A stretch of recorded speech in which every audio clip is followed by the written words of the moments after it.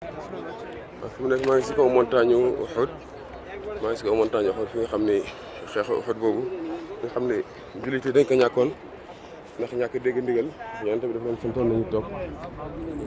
yéefar war leen song ñu waroon toog xaar ko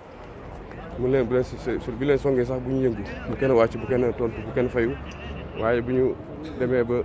yéefar yi war leen song ñu xaw a mel ñu jaxasoo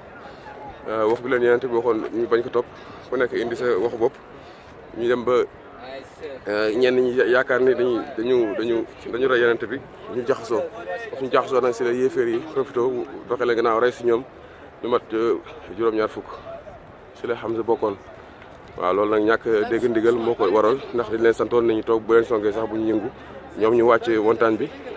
bi ko wàccee nag daw yaakaar ni dañuy rey Yonent bi si la leen doxee gannaaw rey si ñoom ñu bëri lu mat juróom-ñaar fukk loolu mooy histoire place bi. waaw fii la mooy Jabal Uhud fii la saxaaba yi toogoon si montagne bi la ñuy toogoon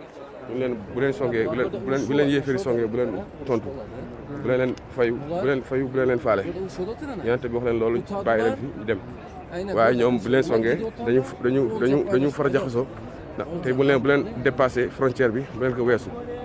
ñoom ñu weesu ko bi ñu ko weesoo nag wàcce ndigal bi ñu leen joxoon ñu wàcce ko bi ñu ko wàccee nag